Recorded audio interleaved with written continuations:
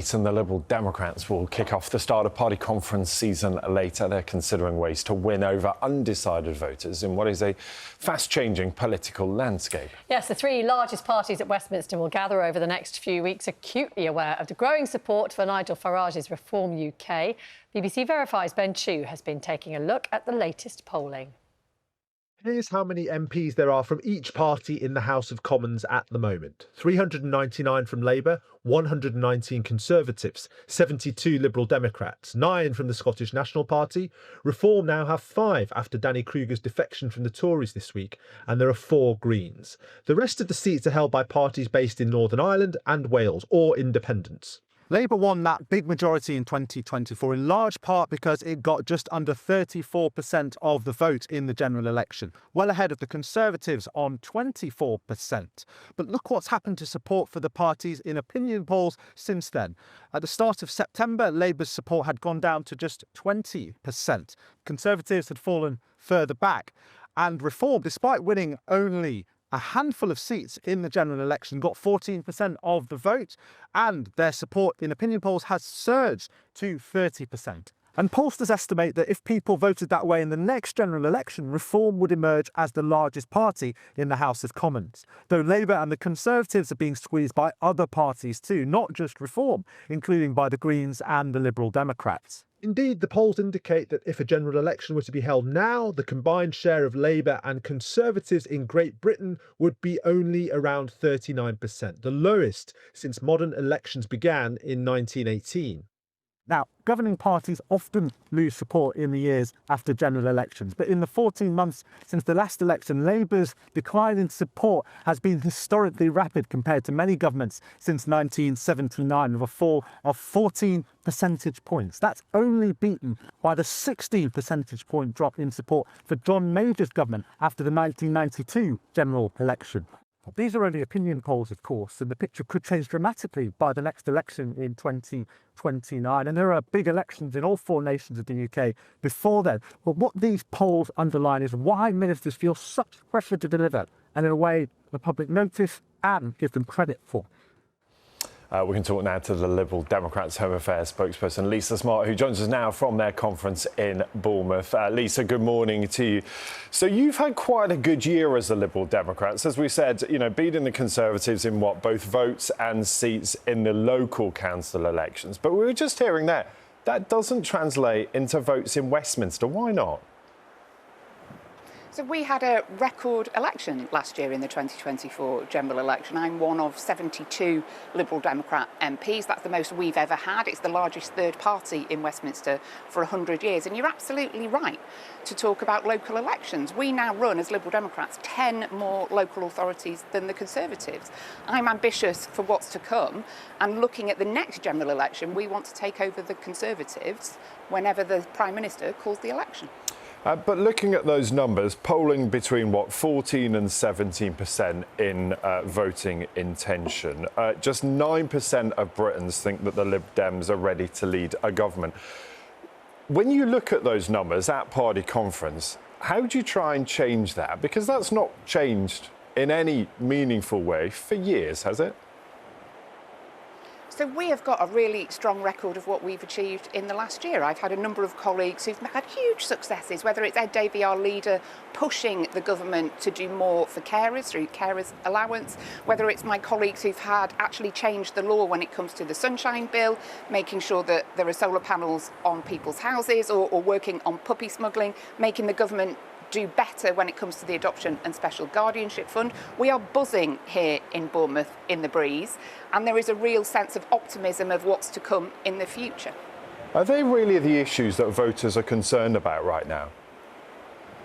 So there's a huge amount that we can be proud of in the last year, but you're right, we're ambitious for what we can do on some of the big issues. That's why we're doing things like calling for a national emergency when it comes to the asylum backlog. I speak to my constituents every week, and they're really worried about that. They're really worried about the people who are taking those dangerous crossings across the channel, and they're worried that the asylum backlog is far too big.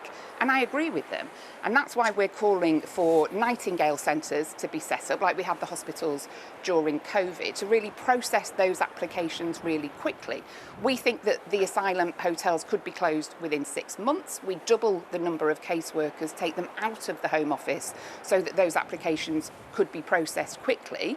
This would cost money in the short term, of course it would, but it would save billions in the long term. We're spending £6 million a day housing people in hotels. That's an issue that people tell me they really care about, and we've got a plan for how to fix it.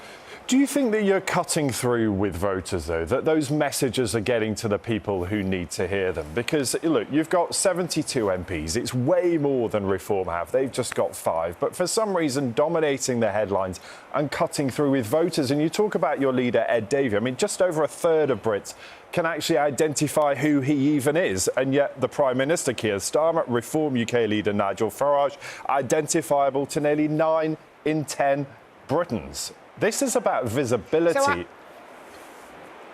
So I agree with you. I would like to see my leader in the media far more, and I'd like to see many more of my Lib Dem colleagues getting blanket coverage. And that's why we've had real success with our Balance the BBC campaign to give a fair share to all parties, including the Liberal Democrats. Do you think his crazy stunts are the way to do that, though?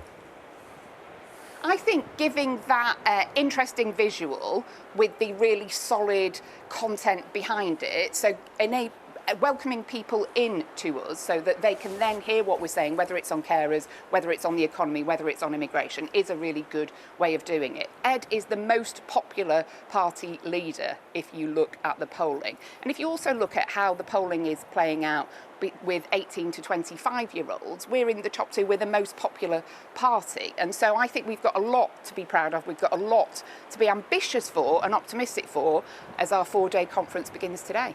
How worried are you about the rise of Reform? Because, as you said, third largest party in the UK, you're about 13-14% in the polls. Reform, a relatively new party, already on 30%. They're a threat to you, aren't they?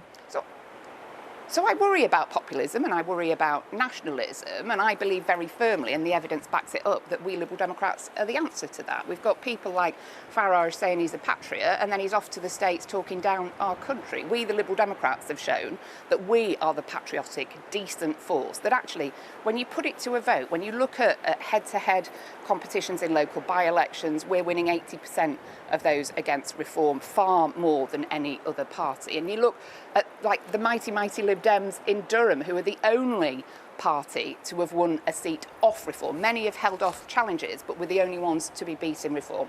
I am really proud that I stand here in front of you as a member of a patriotic, decent force that is looking to push back against populism and nationalism, and people who are just kind of angry and shouting but don't have the solutions our country needs. Well, one of the reasons that a lot of people are angry is that issue of immigration, and I wonder what the Liberal Democrats would do differently.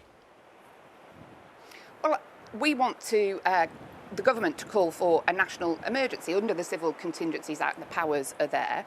We want to see Nightingale processing centres set up, increase the number of caseworkers processing those applications from 2,000 to 4,000, process those applications far more quickly. We are spending £6 million a day on asylum hotels. That's no good for the people in those hotels. They're not able to get on with their lives.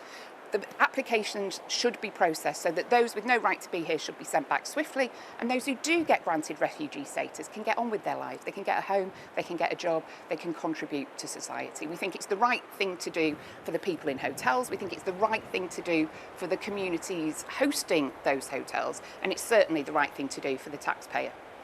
One of the other key issues, of course, is law and order. People worried about crime in their community. You want to scrap police and crime commissioners. You want to use that money elsewhere. Just explain what the plan is. Yeah, we want to see a police counter in every single community. The police want to be accessible. They want to hear from our neighbours and from our communities when it comes to evidence, when it comes to intelligence. And far too many of my constituents are saying that they just don't see enough of the police. And it can be too difficult to report a crime or to share some intelligence. That's why we're saying that we should have, in every community across the country, an accessible police counters so that people can just stop by, mention a couple of sentences, and that should be where people are already going. So it should be in supermarkets or post offices or the local community centre. That's where the footfall already is, where people are already going. The best policing is when the police are part of our community. And that's why we're saying having every community have an accessible police counter is the way to go. Lisa Smart, good to talk to you live from Bournemouth. Thanks very much. Thanks very much.